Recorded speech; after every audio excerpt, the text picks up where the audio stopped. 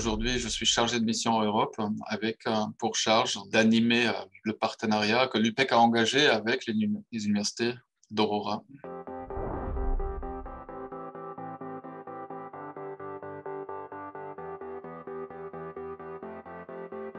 La stratégie de l'UPEC, c'était plutôt de joindre une alliance et a été identifiée l'alliance Aurora, qui est présidée aujourd'hui par l'Université d'Islande, et il y a une dizaine d'autres universités. On a proposé de joindre cette alliance et on a été accepté en mars 2022. Donc c'est très récent. Après les premières réunions qui ont eu lieu en mars, on a pu signer l'accord cadre en mai cette année. Et donc, du coup, depuis, ça va relativement vite. L'idée, c'est de construire une université européenne, carrément, avec une carte d'étudiante Aurora et un diplôme Aurora. Un des objectifs, c'est de créer des formations communes, que ce soit de niveau master ou de niveau licence. Et alors, pour ceux qui ne connaissent pas, une formation commune avec un autre partenaire international, c'est vraiment un gros travail de fond. Normalement, on le fait en bilatéral. Et là, il y a un autre challenge. Là, il y en a 10 universités. Ça, c'est déjà un challenge en soi de créer ces formations communes. Et pour ce qui est des projets de recherche, c'est pareil. Il faut probablement mettre de l'argent sur la table.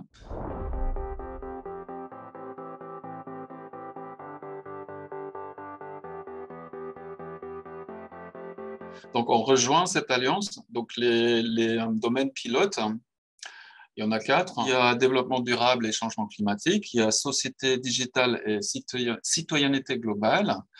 Il y a santé et bien-être et diversité culturelle et identité. Donc, ça, c'est ce qu'on appelle les domaines pilotes sur lesquels on va travailler donc, à l'avenir. On va essayer de mettre en œuvre des projets concrets, que ce soit de recherche ou de formation.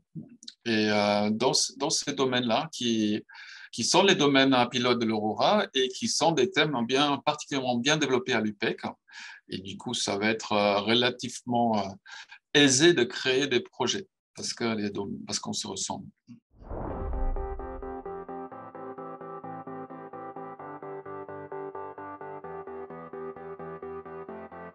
Je suis en train de mettre en place un bureau opérationnel, un comité de pilotage et de rentrer un peu dans les différentes actions. Il y en a beaucoup. Je vais essayer d'animer les personnels, que ce soit le personnel enseignant, les chercheurs et aussi les personnels administratifs. Je vais créer des meetings avec eux. Et il faut qu'ils fassent partie intégrante de toutes ces structures parce qu'il y a des groupes de travail, des task force. On va aider, on va mettre les personnes en contact et essayer de créer quelque chose avec les personnels de l'UPEC. La Commission européenne encourage fortement aussi la mobilité des personnels administratifs. Et moi, je trouve que c'est très important parce qu'il faut qu'on s'accorde aussi dans nos pratiques administratives. C'est très important pour que les échanges soient fluides, en fait. Non.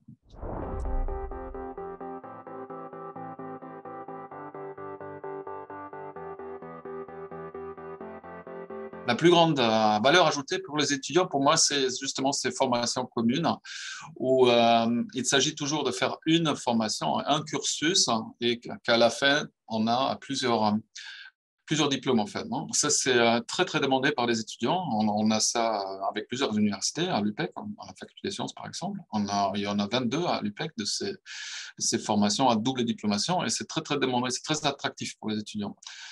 Après, il y a aussi bien sûr la mobilité un peu moins intégrative, la mobilité d'échange. Les étudiants qui bougent qui font une année ou un semestre dans l'université partenaire. Donc, tout d'un coup, ça ajoute 10 partenaires.